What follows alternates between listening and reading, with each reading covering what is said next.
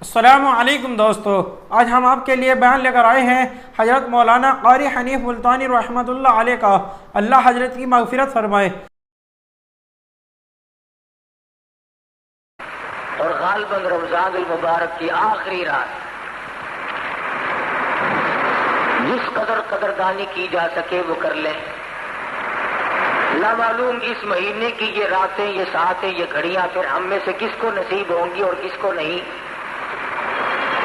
ہزاروں لاکھوں لوگ گزشتہ رمضان المبارک میں زندہ تھے، کاروبار کر رہے تھے، کھانا پینا کر رہے تھے، اتنے غافل تھے کہ ان کے دل میں اس بات کا گمان تک بھی نہیں تھا کہ ہم دنیا سے جائیں گے۔ موت پہ صحیح معنوں میں یقین تک نہ تھا، لیکن خدا کا فیصلہ اٹل ہوتا ہے۔ سال بھر کے اندر مختلف بہانوں سے موت واقع ہوئی، آج قبروں میں ہے، اور نہ معلوم آئندہ رمضان کے آنے سے پہلے ہم میں سے کتنے لوگ قبروں میں جا چکے ہوں گے۔ نہ معلوم ہم میں سے کس کس کی باری اسی سال میں ہے۔ یہ ساری چیزیں اگر ہم تصور کر کے، دھیان کر کے اللہ تبارک و تعالیٰ کی حضور میں گریہ زاری کریں، عاجزی اور انکساری کریں، تو اس حدیث کے موجب بن سکتے ہیں۔ ارشاد گرامی ہے امام الانبیاء محبوب کبریا حضرت محمد مصطفیٰ صلی اللہ علیہ وسلم کا،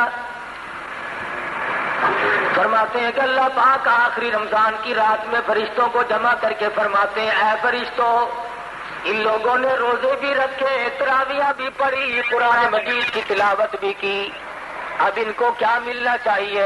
فرشتے عرض کریں گے الہ العالمین، جب مزدور اپنی مزدوری کا پورا کام کر چکے، وہ اپنی مزدوری کا حق رکھتا ہے۔ اللہ پاک فرمائیں گے فرشتوں، مجھے اپنی کبریائی کی قسم، مجھے اپنی الوہیت کی قسم، مجھے اپنی عزت کی قسم، مجھے اپنے جلال کی قسم، مجھے اپنی شان کبریائی کی قسم، تم گواہ ہو جاؤ میں نے ان لوگوں کو معاف کر دیا۔ اللہ پاک کی مغفرت عامہ کا دریائے کرم بہتا ہے۔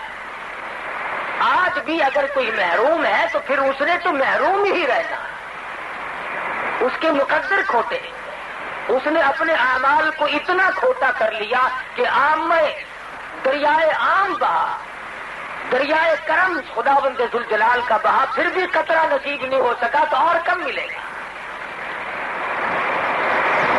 اور یہ ساری چیزیں قدردانی کی ہیں۔ جب مسلمان قرآن کریم کی قدردانی کیا کرتے تھے تو ان کے یقین اور نظریات کچھ اور تھے۔ مسلمان کا یہ یقین تھا کہ قرآن کریم کا ایک ایک لفظ حق ہے، سچ ہے، پک ہے۔ کیوں؟ اس لیے کہ اس نے تو جس نے قرآن مجید ہاتھ میں اٹھایا اور سورۃ فاتحہ کی تلاوت کی اور الف لام میم کے بعد وہ جب پڑھنے لگا تو قرآن مجید نے خود کہا، اور میرے تلاوت کرنے والے، پڑھنے والے، ذالک الکتاب لا ریب فیہ، علم یقین کے ساتھ میری تلاوت نہ کرنا، کچا یقین رکھتے ہوئے میری تلاوت کرنے کی کوشش نہ کرنا۔ لا ریب فیہ، یہ وہ کتاب ہے جس کے آئین میں، جس کے قانون میں، جس کے احکام میں ذرہ برابر بھی شک کی گنجائش نہیں۔ وہ سب سے پہلے مطالبہ کرتا ہے، پہلے یقین کامل پیدا کر، اس کے بعد تلاوت کی طرف آنا، اور فرمایا ادب کرنا بھی سیکھ لے۔ لا یمسہ الا المطہرون، خبردار قرآن مجید کو بغیر وضو کے ہاتھ نہیں لگانا۔ کیوں؟ اس لیے تنزیل من رب العالمین، یہ رب کی طرف سے آیا ہوا کلام ہے، کسی آدمی کا کلام نہیں، کسی وزیر کا کلام نہیں، کسی بادشاہ کا کلام نہیں، یہ خداوند ذوالجلال کا کلام ہے۔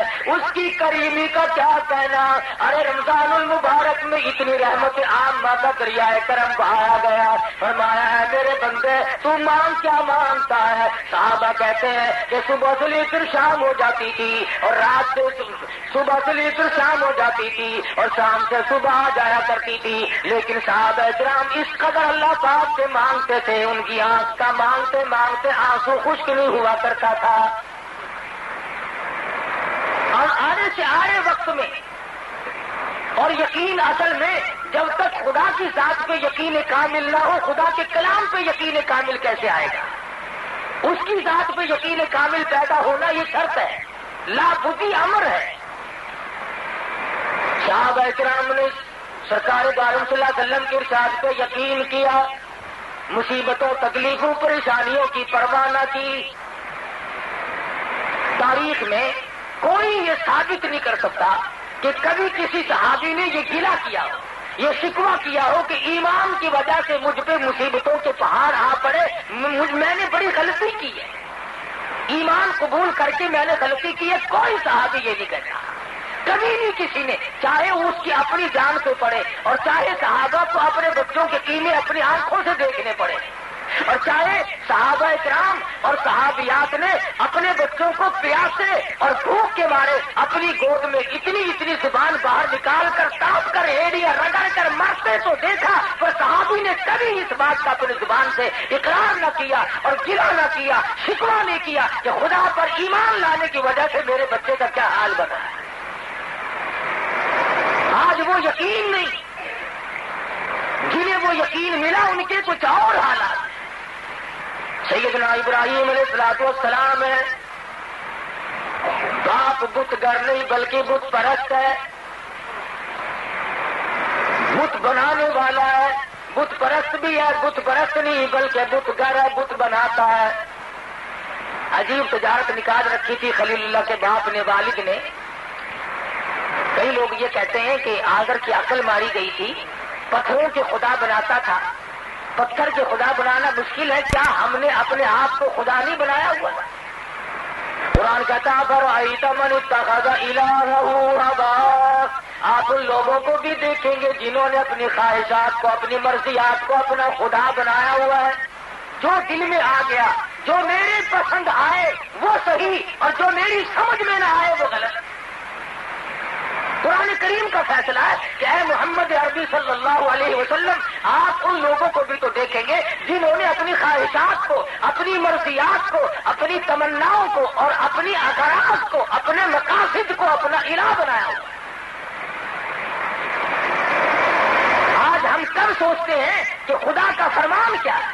ہم تو یہ سوچتے ہیں کہ میری غرض کہاں ہے، میرا فائدہ کیسے ہے۔ بس یہ فرق ہے صحابہ کے ایمان میرے اور آپ کے ایمان۔ صحابہ یہ کہتے تھے میری جان بچے یا نہ بچے، ایمان بچے۔ ہم کہتے ہیں کارخانہ لگے، بنگلہ بنے، کوٹھی تیار ہو، ایمان کا بیڑا غرق ہوتا ہے تو ہو جائے۔ یہ فرق ہے ہم میں اور صحابہ کرام۔ ابراہیم علیہ السلام کا والد بت بناتا ہے پتھر کے، اور ہم نے اپنے آپ کو بت بنایا ہوا ہے۔ جب اللہ تبارک و تعالیٰ کی ذات و صفات میں کوئی شرک کرتا ہے، اس کی عقل کا دیوالیہ نکل جاتا ہے، دیوالیہ نکل جاتا ہے۔ ابراہیم علیہ السلام کے سر پہ ٹوکرے میں پتھروں کی بت بنا کر کے رکھ دیتا، جا میرے بیٹے خداؤں کو بیچ کے آ، معبودوں کو بیچ کے آ۔ ابراہیم علیہ السلام بازار میں گلی میں نکلتے ہیں، آواز لگاتے ہیں لوگوں لے لو خدا پر ہیں جھوٹے، خدا خریدنے والوں آؤ، جس نے خدا خریدنے ہو وہ آ جائے۔ اور کبھی کبھی ایسا ہوتا کہ جو کل دے کر آئے تھے، بچے عورتیں آئی، انہوں نے کہا کل جو تو خدا دے گیا تھا اس کا تو کان نہیں ہے، ہمیں تبدیل کر دے۔ کل جو تجھ سے ہم نے خدا مول لیا تھا اس کی تو ٹانگ نہیں ہے، لنگڑا خدا ہمیں نہیں چاہیے۔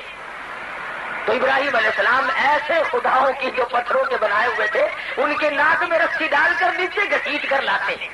باپ کہتا ہے یہ کیا؟ انہوں نے کہا یہ لینے والوں نے واپس کر دیے، مجھے ٹوکرے میں رکھتے ہوئے بھی شرم آئی۔ آئے ابراہیم تم کتنے خدا کو مانے ہوئے ہو، تم ہر رنگ میں یہ سمجھانے کی کوشش کر رہے ہو کہ خدا کے سوا حاجت روا کوئی نہیں، مشکل کشا کوئی نہیں، بگڑی بنانے والا کوئی نہیں، ارے کسی کو بسا کر اجاڑنے والا کوئی نہیں، آباد کو برباد کرنے والا کوئی نہیں، اور برباد کو آباد کرنے والا اس کی ذات کے سوا کوئی آئی نہیں۔ سیدنا ابراہیم علیہ السلام کی یہ حرکتیں دیکھتا رہا آزر کہنے لگا مجھے پتا چل گیا تو میری بات کے خلاف ہے، میں بت بناتا ہوں، خدا بناتا ہوں، تو ان کے خلاف معلوم ہوتا ہے۔ وہ تھوڑا سا موقع مل گیا خلیل اللہ کو، فرمانے لگے اے میرے محبوب صلی اللہ علیہ وسلم واذکر فی الکتاب ابراہیم انہ کان صدیقا نبیا۔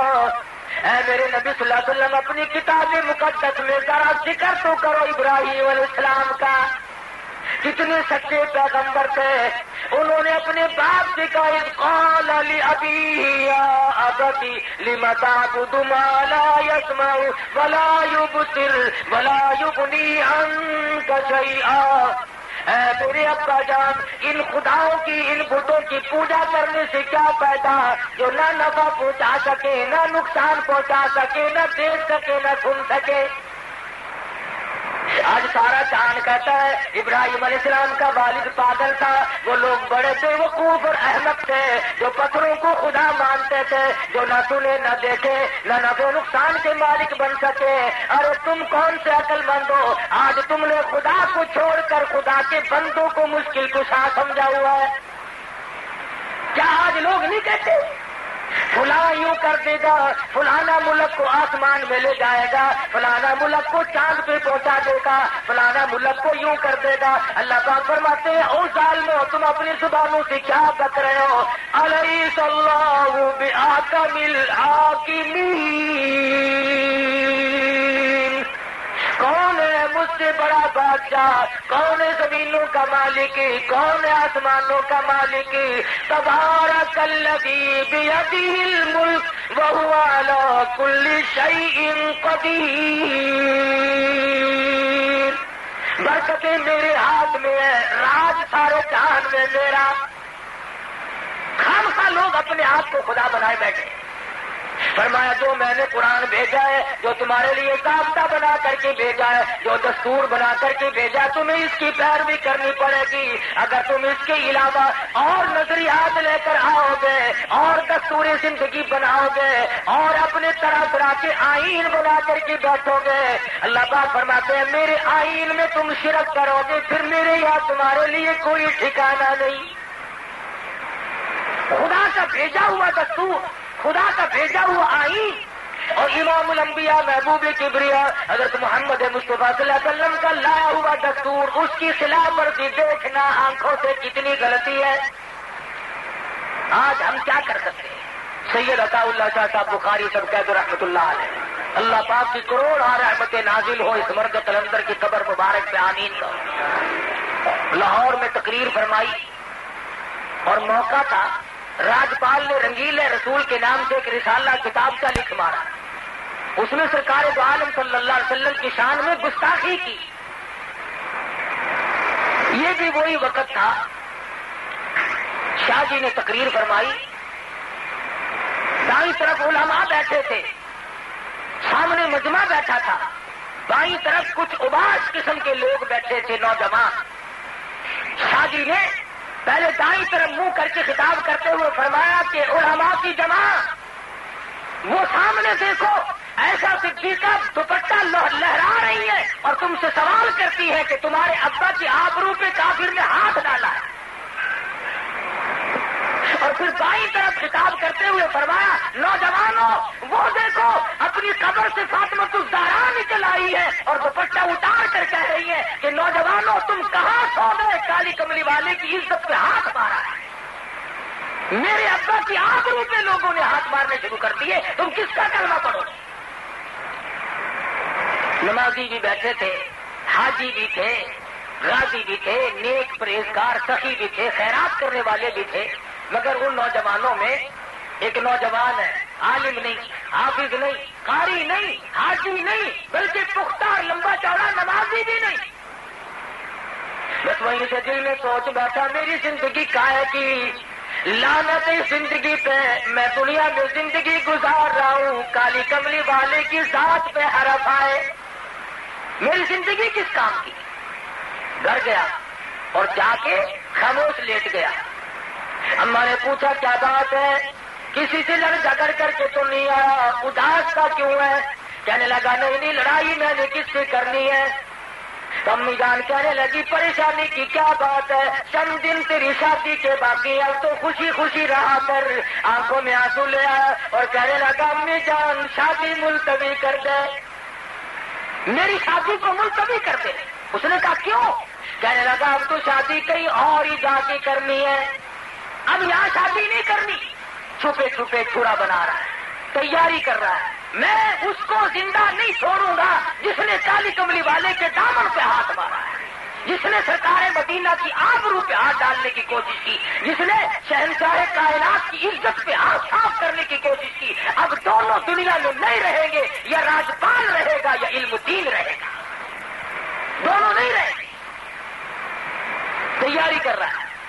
امی کہتی ہے اس طریقے سے پریشان نہ ہو، میں نے تو تیری شادی کی تیاری کی ہوئی ہے، بڑی خوشی کا وقت ہے، ہم قریب تیری دلہن کو لے آؤں گی، گھر میں باغ و بہار ہوگی۔ علم الدین کہنے لگا بس امی جان شادی ہو چکی، باغ و بہار تب کسی اور ہی جگہ آئے تو آئے۔ آخر کار ماں بیٹوں میں گفتگو جاری رہی۔ سوچا کہ میری ماں کہیں رو رو کر نہ مر جائے، بالآخر اصرار کے بعد بتا دیا کہ امی جان شادی کا پروگرام بالکل ملتوی کرتا ہوں، اور اب سرکار مدینہ کے رسول اللہ کے دشمن کو جب تک ختم نہ کر دوں اس وقت تک مجھے چین نہیں آیا۔ ماں بھی ماں تھی، دامن پھیلا دیا، جولی پھیلا کر کہنے لگی میرے بچے اور نوجوان، اگر تیرے ایسے عزائی میں ارادے ہیں، میں غریب، میں ان پڑھ عورت اللہ پاک کی حضور میں دعا مانگتی، مولا میرے بچے کو قبول فرما۔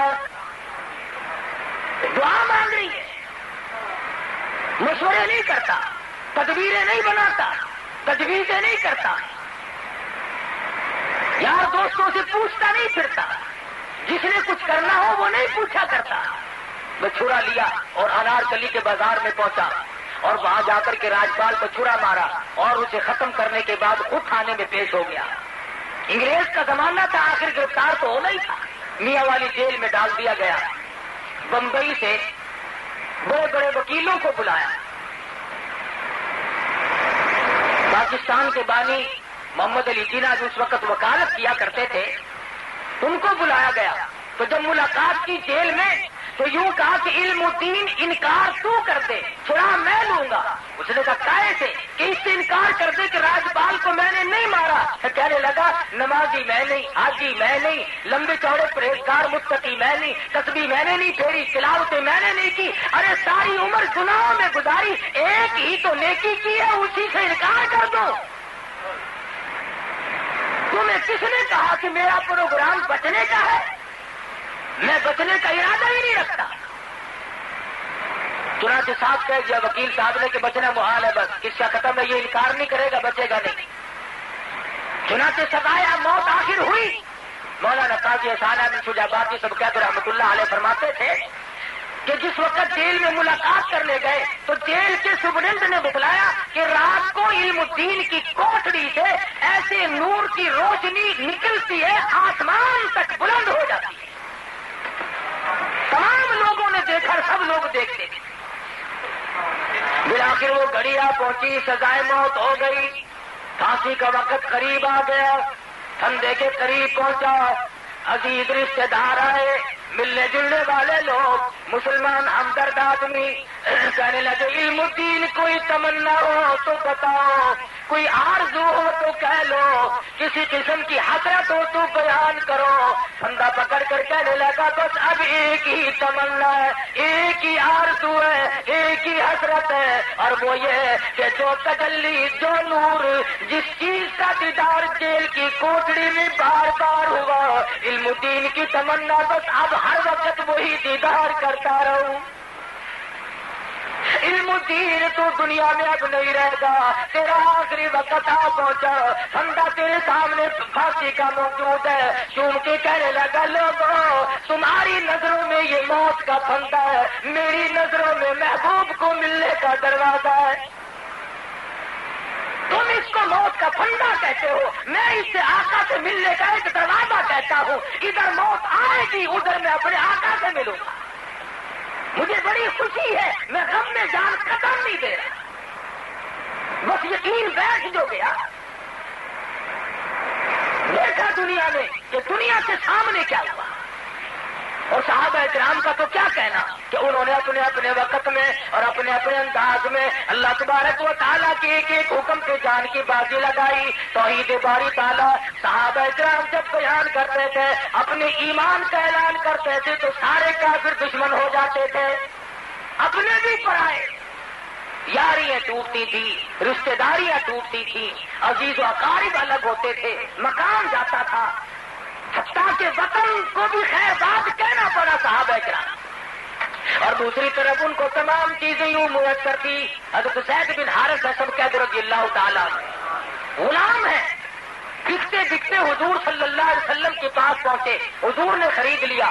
والد کو پتا چلا کہ میرا بیٹا مکے میں ہے, تلاش کرتے کرتے حضور کے پاس آ پہنچا. حضور نے فرمایا میں نے تجھے آزاد کر دیا, تو اپنے باپ کے ساتھ جا سکتا ہے. زید بن حارث کھڑے ہو کر کے کہنے لگے میں اپنے باپ کے ساتھ تو تب جاؤں جب مجھے سرکار مدینہ جیسا شفیق باپ کہیں اور ملتا. کس قدر سرکار دو عالم صلی اللہ علیہ وسلم کی رحیمانہ اور قریبانہ زندگی ہے کہ صحابہ کرام کو یوں گرویدہ کر دیا. لیکن ظالموں نے, دشمنان دین نے سرکار دو عالم صلی اللہ علیہ وسلم کو بھی نہیں بخشا. رات دن پروگرام بناتے تھے, ہر وقت تجویزیں لڑاتے تھے, کون سی صورت ہے ان کو ختم کرنے کی, کیا طریقہ کار ہو سکتا ہے. چنانچہ ایک روز پروگرام بنایا کہ بھی سارے اکٹھے ہو کر ابو طالب کے پاس چلو, پھر کوئی بات بنے گی. غلط کار لوگ رات دن تجویزیں ہی بنایا کرتے ہیں. اکٹھے ہو کر کے آ گئے ابو طالب کے پاس اور آ کر کے کہنے لگے ابو طالب تیرے بڑھیپے کا لحاظ ہے, تو مکے کا سردار ہے, بڑا معزز آدمی ہے, ورنہ اس نبی کو تو نعوذ باللہ ہم نے کبھی سے اڑا دیا ہوتا. ہم کوئی چھوڑے, توبہ, ہماری طاقت کا کوئی اندازہ کر سکتا ہے. تیری سرداری کا لحاظ ہے, تیرے بڑھیپے کا لحاظ ہے.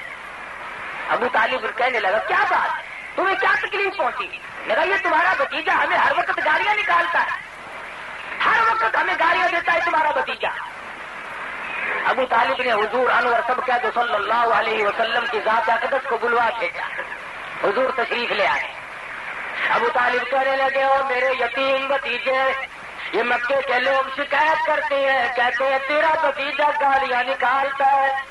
حضور صلی اللہ علیہ وسلم نے فرمایا چچا جان ساری عمر میں کبھی بھی کسی کو کسی حال میں بھی گالی نہیں دی. پتھر میں نے کھائے, مار میں نے کھائی, رات دن ان کی مار سہتا ہوں, میں نے تو کبھی گالی تو کیا بددعا بھی نہیں دی.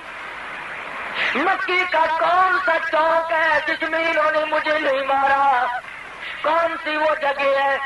صحابی کہتا ہے امام الانبیاء محبوب کبریا حضرت محمد مصطفیٰ صلی اللہ علیہ وسلم مکے کے چوک میں کھڑے ہو کر لوگوں کو قرآن مجید سنا رہے ہیں. میں اس وقت تک مسلمان بھی نہیں تھا. میں نے دیکھا چاروں طرف کافروں کا مجمع لگا ہوا ہے, کوئی پتھر مار رہا ہے, کوئی اینٹ مارتا ہے, کوئی روڑے مارتا ہے, کوئی ہڈی مارتا ہے, پھینک کر چاروں طرف سے مار پڑ رہی ہے. اور سرکار مدینہ بلا تعمل قرآن مجید کی تلاوت فرما رہے ہیں, زخموں سے خون کے فوارے ٹوٹ رہے ہیں. ایک عورت نے کوٹے پہ سے آواز دی اے زینب تم کہاں چلی گئی, تمہارے ابا کو لوگوں نے لولوان کر دیا.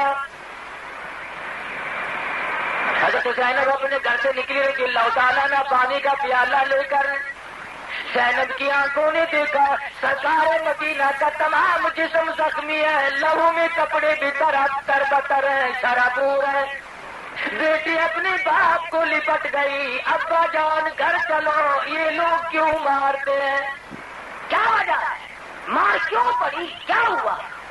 آپ تو صحیح ہے کالی کملی والے نے, خدا کی قسم حضور فرماتے ہیں بخاری شریف میں حدیث موجود ہے کہ اللہ کی راہ میں جتنی میں نے مار کھائی اس زمین کے اوپر اس آسمان کے نیچے اتنی کسی نے مار نہیں کھائی. اور بلکہ ایک مقام پہ آتا ہے یوں فرمایا کہ اور تو اور رہے, غیر تو غیر رہے. میری پیدائش کے وقت میں جس چچا نے مٹھائی بانٹی تھی, جس نے باندیاں اور غلام آزاد کیے تھے, میرے بدن پہ میرے جسم پہ ایسی جگہ نہیں جہاں کے سگے چچے کے ہاتھ کا پتھر نہ لگا. کوئی مذاق ہے؟ گالی نہیں دی, میرا گالی دینے کا پروگرام ہی نہیں، مزاج ہی نہیں، میں کیوں گالی دوں کسی کو؟ وہ وہیں پہ بیٹھے تھے، مکے کے جو بڑے بڑے شیطان تھے وہ وہیں موجود تھے، کہنے لگے کون کہتا گالی نہیں دیتے، ہر وقت نکالتے ہو گالیاں؟ اس نے کہا نا میں نے گالیاں کب نکالی؟ انہوں نے کہتا نہیں کہ سارے جہان کے خدا جھوٹے ہیں، تمام خدا غلط ہے، بس ایک خدا صحیح ہے، وہی احکم الحاکمین۔ انہوں نے کہا یہ گالی ہے؟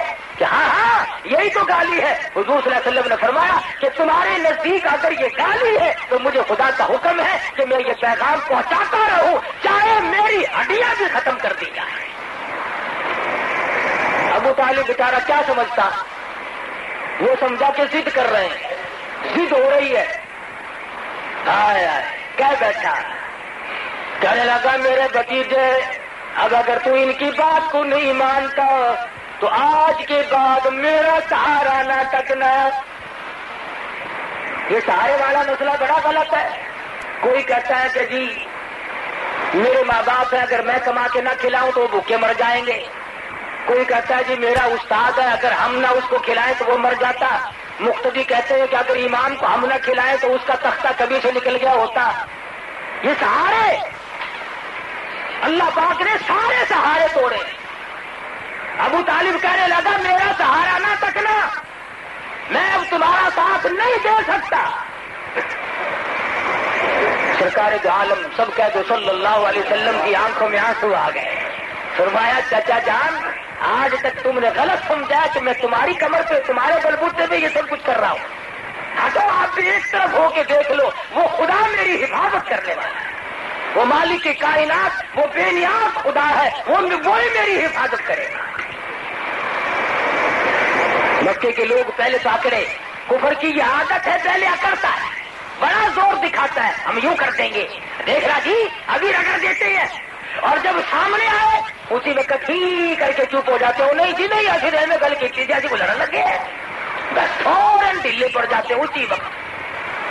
پہلے دماغ میں تھوڑی سی خرخشی ہوتی ہے، جب سامنے آیا حق جال حق کو زحق الباطل ان الباطل کان زہوقا، جب حق آئے گا باطل بھاگے گا، اسلام آئے گا تو کفر کا سچا ناک اور بیڑا غرق ہوگا، رہ ہی نہیں سکتا کفر میں۔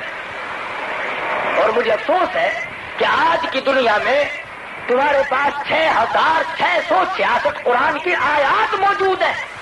ارے 8 لاکھ سے زیادہ پیغمبر کے ارشادات کا ذخیرہ موجود ہے، 1,29,000 صحابہ کرام کے قول و افعال اور عمل موجود ہے، اور بڑے بڑے بزرگ اور ائمہ کی زندگی موجود ہے۔ آج بھی لوگ کیا کہتے ہیں مجھے پتہ نہیں کہڑے پاسے حق ہے، سانو تو ایویں نظرتا ہے۔ کتنی بڑی بے ایمانی کے الفاظ ہیں کاکا، جی ہوں تو ہی پتہ نہیں لگا تو پھر لگنا ہی نہیں، جب تک پتہ نہیں لگا پھر لگے گا قبر میں، پھر آگے پتہ لگے گا، پھر پرسلات میں پتہ لگے گا، پھر موت کے جھٹکے کے وقت پتہ لگے گا۔ اگر اب بھی تجھے قرآن سمجھ میں نہیں آیا تو پھر آئے گا ہی نہیں، پھر کب آنا ہے؟ سرکار دو عالم صلی اللہ علیہ وسلم کے پروگرام میں دخل اندازی کرنے والے لوگ دنیا میں اس قدر ذلیل ہو کر کے مرے کہ تاریخ آج ان کے بعد کوئی اور ایسی نظیر پیش نہیں کر سکتی۔ فرمایا فلا تطع المکذبین ودوا لو تدہن فیدہنون۔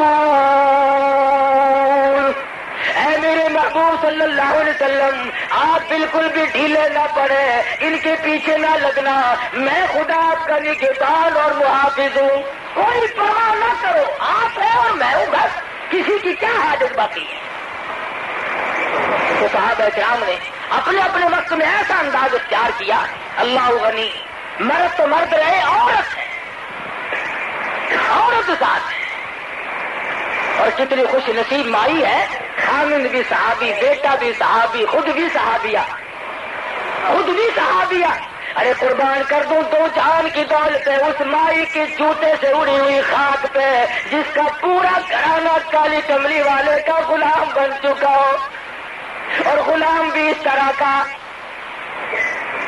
ابو جہل کو مکے میں صرف سمیہ ملتی تھی، اسے اور کوئی نہ ملا، اسے ڈھونڈ کر کیوں لایا؟ ایماندار اور بھی تو تھے، اس کے بیٹے کو پکڑ کے لاتا۔ اس کے خامن کو پکڑ کے لاتا، خاندان کے اور لوگوں کو اس طریقے سے کیوں نہیں مارا؟ اس لیے کہ بیٹا جوان تھا، خامن بھی طاقتور تھا اور لوگوں کی جانوں میں جان تھی۔ ابو جہل مکے کا بدماش تھا، کہنے لگا کمزور کو مارنا آسان ہے، کمزور کو مارنا آسان ہے۔ سمیہ اس قدر بڑھیپا طے کر چکی تھی، گردن ہلتی تھی، زبان تتلاتی تھی، ہاتھ حرکت کرتے تھے، گردن میں ہاتھ پاؤں میں راشا آ چکا تھا، لیکن خداوند ذوالجلال کا دیا ہوا ایمان اور نبی کا عطا کردہ کلمہ اور اللہ کی توحید کو سمیہ نے اپنی رگوں میں ایسا بسایا تھا کہ زمین و آسمان ہل سکتے ہیں پر سمیہ کے ایمان میں فرق نہیں آ سکتا، اتنا مضبوط ایمان تھا۔ ابو جہل سارے مکے میں سے ڈھونڈ کے لایا بڑھیا کو، پتا چلا یہ جو کمزوروں کو لوگ مارا کرتے ہیں، غریبوں کو ستایا کرتے ہیں، محکوموں پہ ظلم کیا کرتے ہیں، پتا چلا کہ ان شیطانوں نے یہ چال ابو جہل سے سیکھی ہے اور اسی کی نسل ہو تو کوئی پتہ ہی نہیں، ورنہ اور مکے میں مل سکتے تھے، سمیہ کو چھانٹ کے کیوں لایا؟ اس لیے کہ یہ بوڑھی ہے، کمزور ہے، ڈر جائے گی، عمر رسیدہ عورت ہے، گھبرا جائے گی، بڑھیپے میں ویسے بھی دل کمزور ہو جاتا ہے، لا کر میدان میں کھڑی کر دی، پیروں میں رسی باندھ دی، ہاتھوں میں رسی باندھ دی اور برچہ لے کر کہنے لگا سمیہ اب دو راستے ہیں، یا جان بچا یا ایمان بچا، تیسرا راستہ نہیں ہے۔ سمیہ فرمانے لگی اور ظالم تو کیا سمجھتا ہے، جو برچہ تو مجھے مارنے کے لیے دکھاتا ہے میں تو محبوب کا دروازہ کھولنے کے لیے اس کو چابی سمجھتی ہوں، تو مجھے برچہ دکھا رہا ہے مارنے کے لیے، اور مرنے میں میرے دیر کیا ہے؟ بہتر ہوگا کہ برچہ تیرا ہو، سر میرا ہو، ڈر میرے آقا کا ہو اور میں جا کر کہوں کہ میں حاضر ہو گئی ہوں، اس سے بڑی کیا سعادت ہو سکتی ہے؟ مجھے اور کیا چاہیے؟ حضرت سمیہ کھڑی ہے، صحابہ کہتے ہیں کوئی گھبراہٹ نہیں، کسی طرح کی پریشانی نہیں۔ حضرت عمار بن یاسر رضی اللہ تعالیٰ عنہ جوان بیٹا حضور کی خدمت میں پہنچا اور جا کے کہنے لگا یا رسول اللہ ذرا تشریف تو لاؤ، میری بوڑھی اماں کا حال تو دیکھو۔ حضرت عمار بن یاسر رضی اللہ تعالیٰ عنہ جوان بیٹا حضور کی خدمت میں پہنچا اور جا کے کہنے لگا یا رسول اللہ ذرا تشریف تو لاؤ، میری بوڑھی اماں کا حال تو دیکھو۔ حضور تشریف لائے، کتنے بے کس اور مجبور ہوں گے اس وقت میں مسلمان کہ سرکار دو عالم صلی اللہ علیہ وسلم نے جب دیکھا سمیہ کو بندہ ہوا تو آنکھ میں آنسو آ گئے اور فرمایا عمار اسی وقت دوڑ کے جاؤ، سمیہ کو جا کے بہشت کی بشارت سنا اور جا کر کے میں نبی کا سلام پہنچا۔ کیا خوش نصیب مائی ہے، آخری وقت میں تجھے پیغمبر کا سلام آ رہا ہے، شہنشاہ کائنات کا تجھے سلام ملا، اس لیے نہیں کہ تو بنگلے سے نکل رہی ہے، اس لیے نہیں کہ تو کوٹھی سے نکل رہی ہے، اس لیے نہیں کہ تو وزیر اعظم کی بیوی ہے، اس لیے نہیں کہ تو گورنروں کے خاندان سے ہے، اس لیے نہیں کہ تو دنیا میں بہت زیادہ حسین و جمیل ہے، بلکہ اس لیے کہ آقا کی غلامی کا پھندا تم نے وہ مضبوط ڈالا ہے کہ تم اپنی جان کا قیمت تو بنوا سکتی ہو پر ایمان کے میدان سے پیچھے ہٹنے کے لیے قسم تیار ہے۔ سمیہ کے بیٹے نے آ کر کے سلام پہنچایا، نبی کا پیغام اور بشارت دی تو مسکرا رہی ہیں، کافر حیران کھڑے ہیں۔ ہم تو کہتے تھے بڑھیا گھبرائے گی، یہ تھر تھر کانپنے والی، یہ ضعیفہ، یہ کمزور، یہ ناتواں، ہم نے تو سوچا تھا یہ پھر جائے گی تو اور بھی پھریں گے، ارے بوڑھی کا یہ حال ہے تو جوان کیا کریں گے؟ حضرت سمیہ رضی اللہ تعالیٰ عنہ بالکل آرام سے کھڑی ہے، بار بار چاروں طرف سے کافر ڈراوا دے رہے ہیں، ابھی ابھی تیرے ٹکڑے کر دیے جائیں گے، ابھی ابھی تجھے چیر دیا جائے گا، ابھی ابھی تجھے تیرا قیمہ بنا دیا جائے گا، ابھی تجھے یوں مارا جائے گا۔ سمیہ کہنے لگی بات ہی کوئی نہیں، میرے یہاں مرنے جینے کا فرق ختم ہو گیا، کیوں؟ اس لیے الفت میں برابر ہے، وفا ہو یا کہ جفا ہو، ہر چیزوں میں لذت ہے گر دل میں مزہ ہو۔ تم مجھے مرنے سے ڈرا رہے ہو، ارے یہ جو وقت گزر رہا ہے مجھے یہ ساتھ معلوم ہوتا ہے، جلدی کرو مجھے میرے محبوب سے ملا، یہ موت میرے لیے دروازہ دروازہ بنے گا، میں اپنے پروردگار سے ملوں گی، میں اپنے کلمے کی شہادت دوں گی، میں اپنے مضبوط ایمان کا اظہار کروں گی، میرے یہاں گھبراہٹ کا نام و نشان نہیں اور مفت کا ڈراوا نہیں تھا۔ چنانچہ ابو جہل آگے بڑھا، ارے بڑھے پہ ترس نہ کھایا، کمزور ہے، عورت ہے، مائی ہے، ضعیف ہے، برکھا مارا، ادھر ادھر اونٹ دوڑا کر سمیہ کے ٹکڑے کر دیے گئے۔ مجال ہے کہ ایمان میں ذرہ برابر بھی تسلسل آیا ہو یا گھبراہٹ آیا ہو، ارے ایمان ہو تو ایسا ہو، خدا کے قرآن کی عظمت ہو تو ایسی ہو۔ آج ہم اپنے آپ کو مسلمان بھی کہلاتے ہیں اور ذرہ برابر بھی تکلیف کا تحمل کرنے کے لیے ہم لوگ تیار نہیں۔ ہزارہ واقعات ہیں صحابہ کرام کے، ارے جنہوں نے اللہ کو اپنایا، مجدد الفسانی کو گوالیار کے جیل کے قلعے کے اندر خدا کو پکارنا پڑا اور خداوند عالم کے نام کی ضربیں لگائی۔ ابو حنیفہ کا جنازہ جیل سے نکلا، علامہ ابن تیمیہ مرحوم کا جنازہ دمشق کی جیل کے مینارے سے اعلان ہو کر کے باہر آتا ہے۔ کون ہے جس نے مصیبت نہ سہی؟ اور تمہارے قریب کی بات ہے، یہ ہندوستان کا بادشاہ ظفر انگریزوں نے قید کر لیا، قید کر کے رنگون لے گئے، ہاتھ پاؤں میں بیڑیاں پڑی ہوئی ہیں۔ ایک انگریز افسر نے آ کر کے کہا کہ دوپہر کے وقت تمہاری دعوت ہے۔ شاہ ظفر حیران ہے، کہا میں قیدی اور کہا میری دعوت، کیا بات؟ کہ نہیں انگریز گورنمنٹ نے تمہاری دعوت کی ہے۔ انگریز بڑا بے ایمان تھا، اس نے جس طرح کی گولی کوئی کھاتا دکھائی دیا ویسی گولی ماری، کسی کو سر کا لقب دے دیا، کسی کو جائیداد اور مربع جاگیریں دے دی، کسی کو کچھ دیا، کسی کو کچھ دیا، تاکہ یہ لوگ اسلام اور مسلمانوں سے غداری کرتے رہے۔ اور شادہ سے ان مسلمانوں کو بھی آج تک بعض لوگ غداری کرتے چلے آتے ہیں، اور پھر کہتے ہیں کہ ہم سے بڑا مسلمان کوئی نہیں۔ اچھا کیا نشانی ہے جی مسلمانی کی؟ کہ دیکھو نا جی میرا ابا سر تھا، سر، انگریز کا دیا ہوا لقب سر کا تھا۔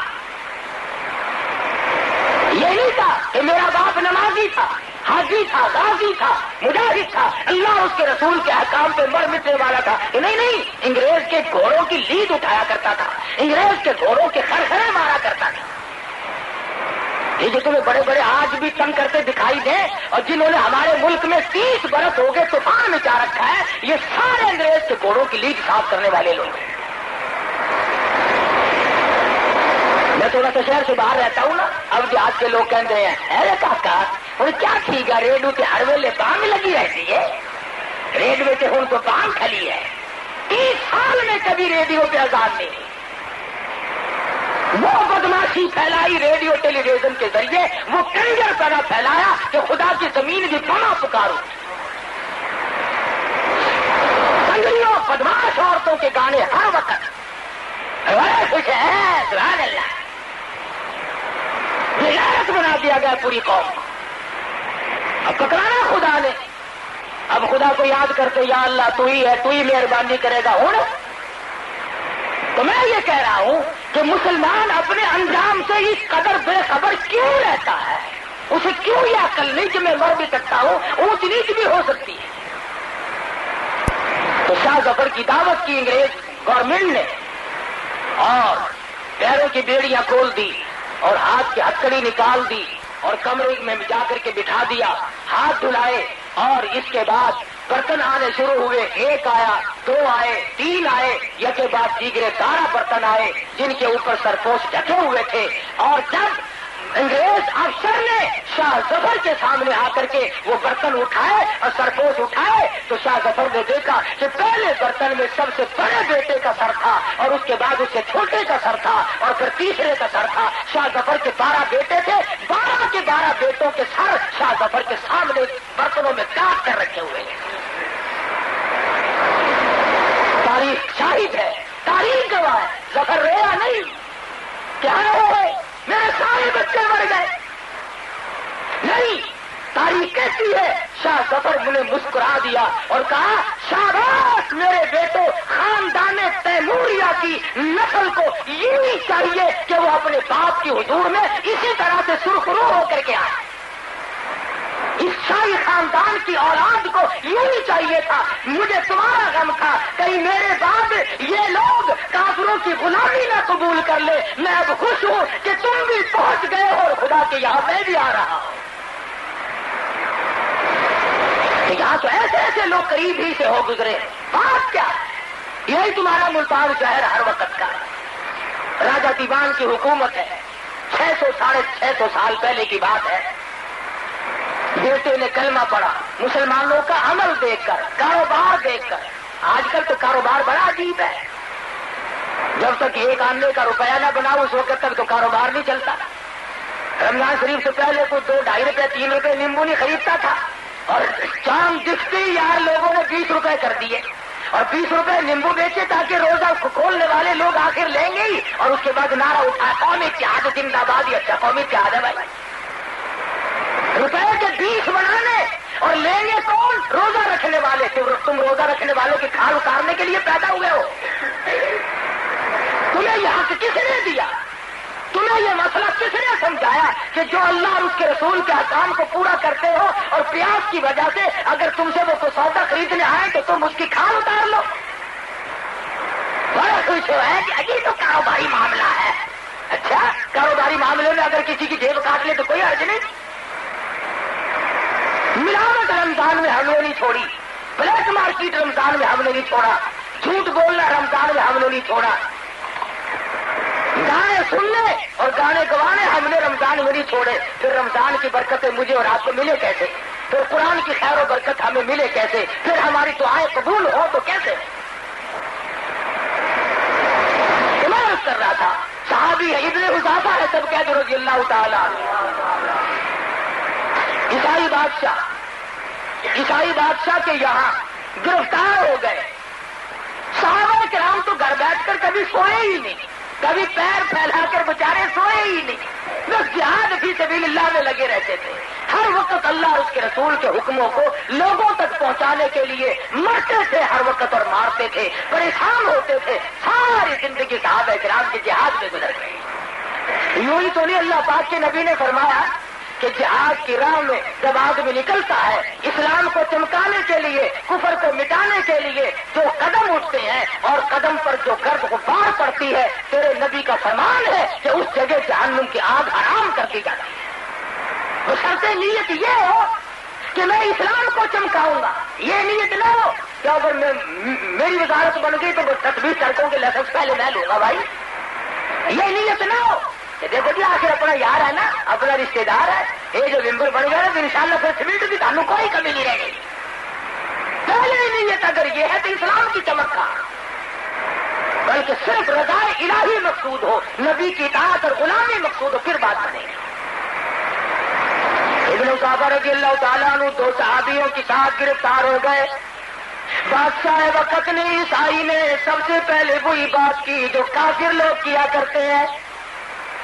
یہ پرانا طریقہ ہے, جو ہمارا ساتھ دے گا ہم اسے یوں دیں گے, ہم اسے مربے دیں گے, ہم اسے جاگیر دیں گے, ہم اسے قلعے دیں گے. خدا جانے کیا کیا طریقہ, یہ وہیں سے نکلا ہوا پرانا. ابن حذافہ کو بٹھا کر کے عیسائی بادشاہ کہنے لگا اگر تم ایمان کا انکار کر دو, کلمے کا انکار کر دو تو میں 3 ریاست تیرے حوالے کر دوں گا, تجھے 3 ریاست کا مالک بنا دوں گا.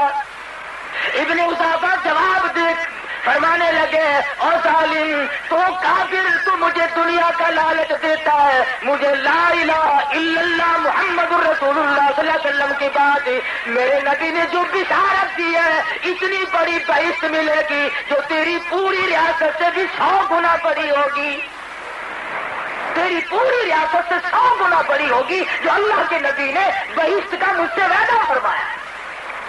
لگا اچھا, دوسری ہٹ ماری, یہ اس سے زیادہ نازک ہے.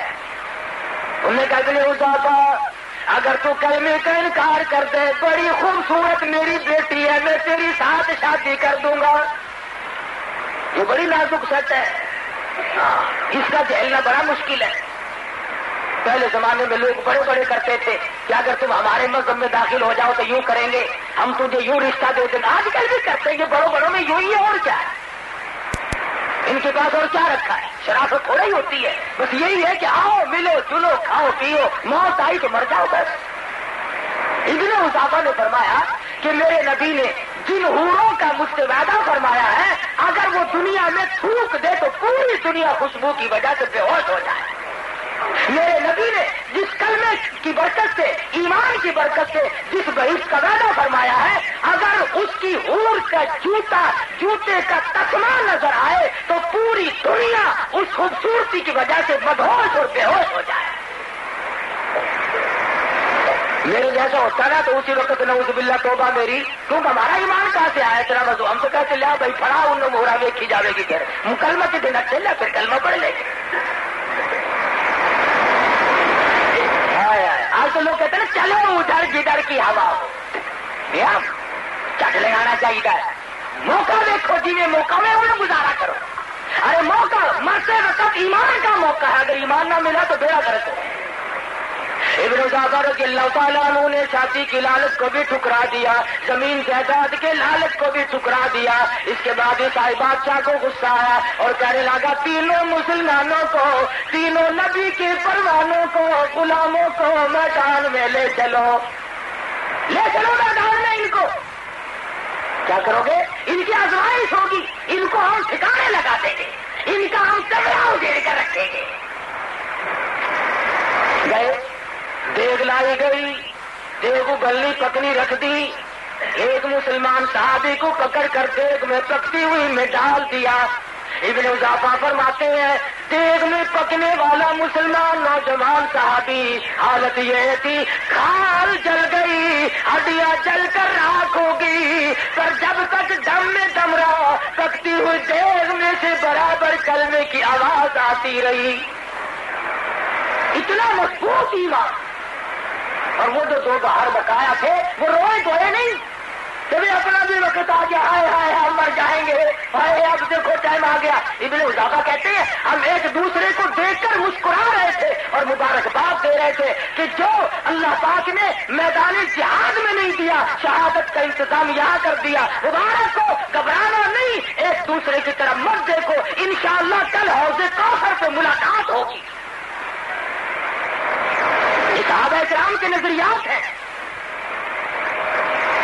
بات کر رہا تھا کہ رمضان المبارک نے ہمیں توحید کا پیغام دیا، اللہ کے قرآن نے ہمیں توحید کا پیغام دیا۔ خداوند عالم نے فرمایا میرے قریب آ جاؤ، ساری دنیا تمہاری ہے، میرے نزدیک آ جاؤ، پوری کائنات تیری ہے، چاند سورج ستارے دریا سمندر ہوا سبزی ترکاری تمام تر یہ سارا جہان تیرے لیے تو ہے، کل جہان تیرے لیے، اور میرے بندے تو صرف میرے لیے، تو میرے لیے، تمام سبزی پھل فروٹ ترکاریاں نعمتیں سب تیرے لیے، تیرا سر ہو میرا سر ہو اور تیری جھولی ہو میری عطا ہو، تو مانگتا ہوا تھک جائے میں تجھے دیتا نہ سکوں، میرا خزانہ بڑا وسیع ہے، اس لیے مانگنے والا بن، وہ تو مائل بکرم ہے کوئی سائل ہی نہیں، وہ تو اتنا دینا جانتا کہ لینے والا بھی بنے۔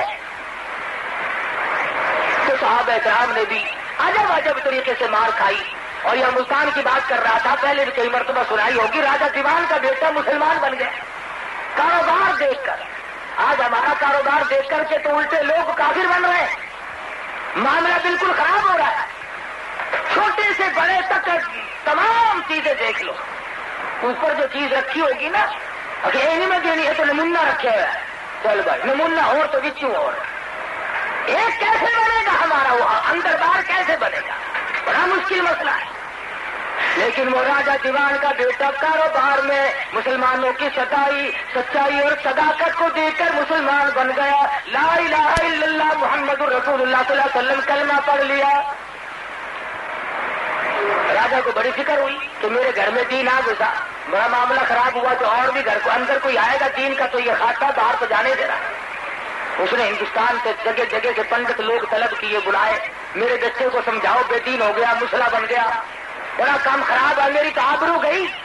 بڑے پنڈت آئے، بڑا سمجھایا، دیکھ اسلام میں یوں ہے، یہ مسلمان نے کہا کچھ بھی ہو، جب میں کلمہ پڑھتا ہوں میرے دل کی رگوں میں ٹھنڈ پڑتی ہے، جب میں خدا کا کلمہ پڑھتا ہوں کہنے لگا آسمان زمین روشن ہو جاتے ہیں، کفر اندھیرا ہے ایمان اجالا ہے۔ ایک پنڈت بڑا چلاک تھا، کہنے لگا کہ اگر یہ اسی طرح جمع رہا تو اس کے ساتھی تو یہاں اور بے شمار پیدا ہو جائیں گے، کوئی ایسی تدبیر نکالو کہ نہ رہے بانس اور نہ بجے بنسری، یہ مر جائے۔ لگا میاں اور نوجوان کیا کلمہ پڑھتا ہے تو چھوڑتا نہیں کہ نہیں؟ کہ اچھا ہم تجھے یہ لوہا گرم کر کے دیتے ہیں، 5 منٹ تک سینے سے لگا کے دکھا۔ پہلے تو دل میں ذرا خوف سا کھایا کہ بھی آگ کا کام تو جلانا ہے، پھر سوچا اللہ پاک کی آگ بھی مخلوق ہے، اور میرے مالک آگ بھی تیری مخلوق ہے، میں بھی تیری مخلوق ہوں، کلمہ چھوڑنے کے لیے میں تیار نہیں، مر جاؤں تو مجھے کوئی انکار نہیں، کوئی بات نہیں۔ اور لوگوں تاریخ گواہ یہ ملتان کا چوک بازار شاہد ہے، راجا دیوان کے بیٹے کو گرم گرم لوہا کر کے لوگوں نے دیا، 5 منٹ کے بجائے گھنٹوں سینے سے لگائے کھڑا رہا، اور کھلی آنکھوں سے دیکھا گرم گرم سرخ لوہے کے اوپر زندہ کیڑے مکوڑے اوپر سے گزر رہے ہیں، پھر رہے ہیں۔ سمجھ گیا جو ذات ان کی حفاظت کر سکتی ہے وہ میری بھی نگہبانی فرمائے گی۔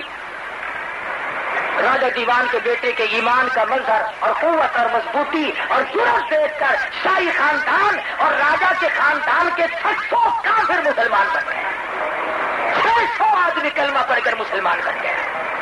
تو آج وہی ایمان پیدا کیجیے، اسی جذبے کو اپنائیے، اور اللہ پاک سے یہ دعا بھی کیجیے کہ اے اللہ رمضان کی آخری رات ہے، وہ ایمان دے جو صحابہ کو ملا، وہ ایمان دے جو مجاہدین کو ملا، وہ ایمان دے جو شہداء کو ملا۔ الحمدللہ رب العالمین۔